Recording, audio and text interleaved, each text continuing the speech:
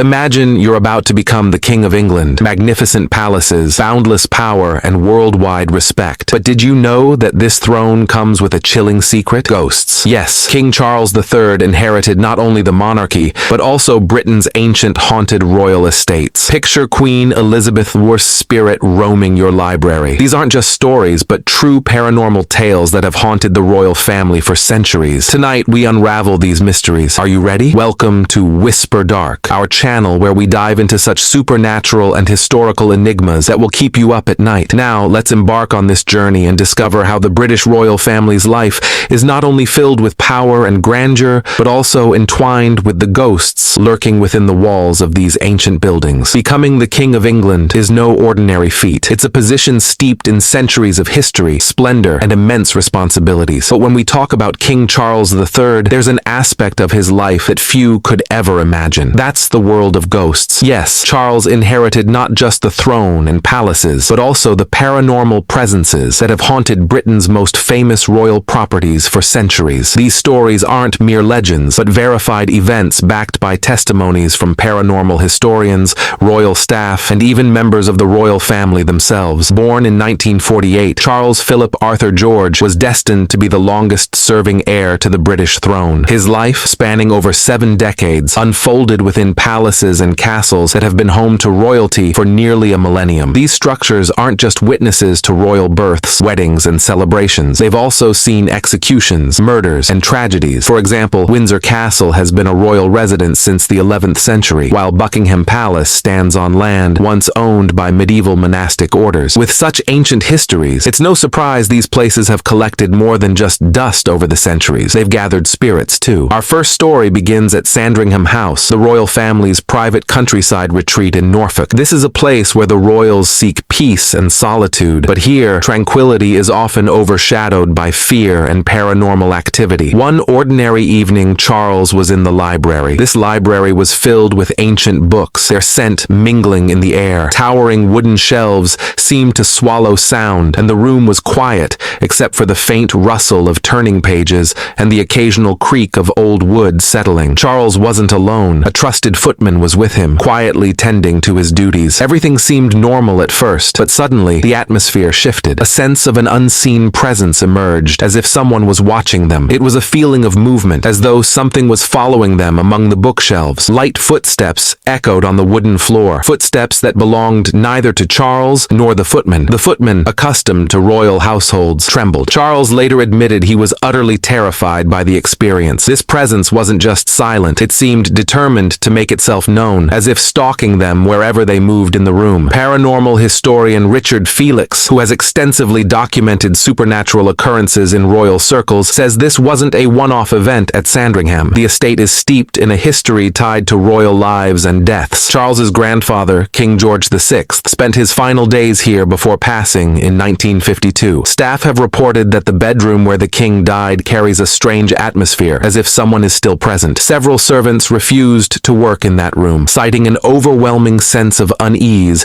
and a feeling of being watched. Digging deeper into Sandringham's history reveals that it's not just tied to royal deaths, but also to the surrounding forests and countryside, where locals whisper tales of ghostly apparitions. Charles's experience underscores that royal life often trades peace for fear. The estate's sprawling grounds, with their ancient trees and secluded paths, have long been rumored to harbor restless spirits, perhaps those of long-forgotten residents or workers tied to the land. These stories, passed down through generations, add a layer of mystery to Sandringham, making it a place where the living and the dead seem to coexist. Now let's move to Windsor Castle, considered Britain's most haunted royal residence. This castle isn't just a symbol of historical significance. Its walls tell tales from centuries past. Here, Charles had an encounter that became one of the most unforgettable and terrifying moments of his life. Late one night, alone in the library, Charles saw the ghostly figure of Queen Elizabeth I. Elizabeth I, who died in 1603, has been a recurring presence in this room for centuries. Her appearances are so frequent that that staff can pinpoint the exact spots where she's most likely to be seen. Charles was engrossed in a book when he sensed someone else in the room. Looking up, he saw a woman in Tudor-era clothing moving among the shelves as if searching for a specific book. Her fingers traced the spines, and her face was unmistakably that of Elizabeth I, those distinctive features and elaborate attire that mark her as one of England's most iconic monarchs. The encounter lasted several minutes, giving Charles ample time to observe her. This wasn't a hallucination, but a vivid apparition. Remarkably, Charles wasn't the first royal to see her here. His mother, Queen Elizabeth II, had also glimpsed her Tudor predecessor in the same library years earlier. Even more astonishingly, his grandfather, King George VI, saw the ghostly queen 8 times in that very room before World War II. This continuity ties the royal family to a paranormal legacy. Digging further into Windsor Castle's history reveals that a young guard in the 19th century also saw Elizabeth I.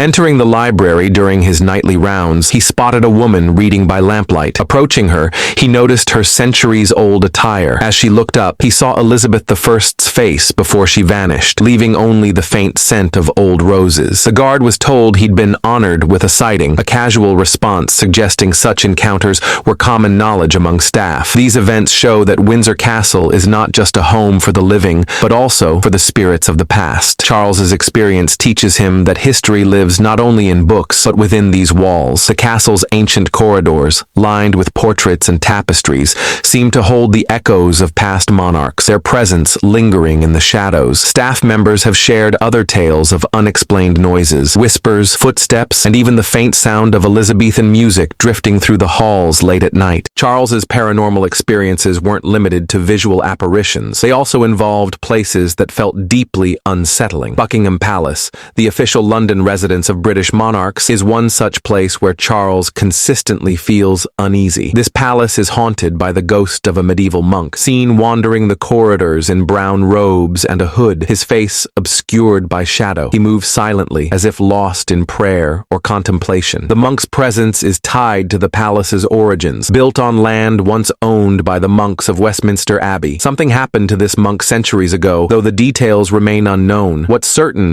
is that his spirit has never left. Numerous people have seen him, especially in the early morning or late at night. He appears solid, but vanishes when approached. Charles has avoided spending long periods in the palace, particularly in the older sections where the monk is most often sighted. Staff stories recount attempts to speak to him, mistaking him for a living person, only to watch him dissolve before their eyes. Exploring Buckingham Palace's history further reveals other spirits, possibly former royals or servants, trapped in memories of their time.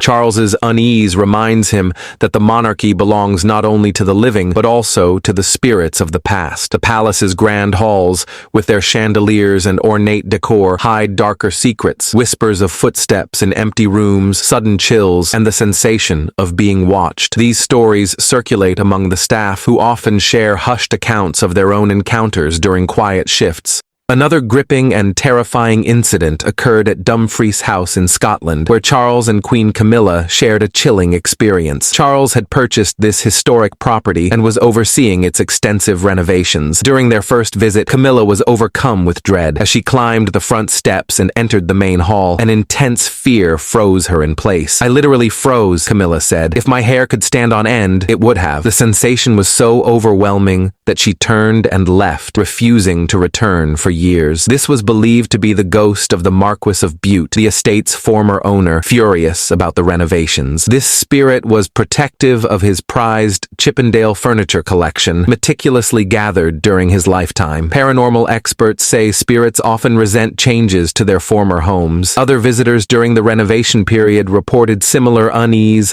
sensing an angry presence, sudden temperature drops, and hostile gazes. The activity subsided after the renovations, and when Camilla returned years later, she noted everything seemed to be smiling again. This incident shows that spirits are tied to their environments. Digging into Dumfries House's history reveals connections to Scottish lore, with tales of former owners' spirits wandering the grounds. Charles and Camilla's experience adds a new dimension to their royal life. The estate's grand rooms, filled with priceless antiques, seem to hold the weight of their former owner's presence, with some visitors reporting faint whispers or the sound of furniture being moved in empty rooms. These experiences give Charles a unique perspective on the supernatural realm. He knows these buildings are not just historical, but also homes to spirits. The royal family's connection to the paranormal is ancient, like Queen Victoria's interest in spiritualism. This tradition continues across generations. Charles's stories are documented, backed by credible testimonies. They show the British monarchy as a living link to the spirits of the past. King Charles III wears the crown, but he shares his kingdom with the ghosts of every ruler before him. If you enjoyed these tales, visit Whisper Dark for more and share your thoughts in the comments.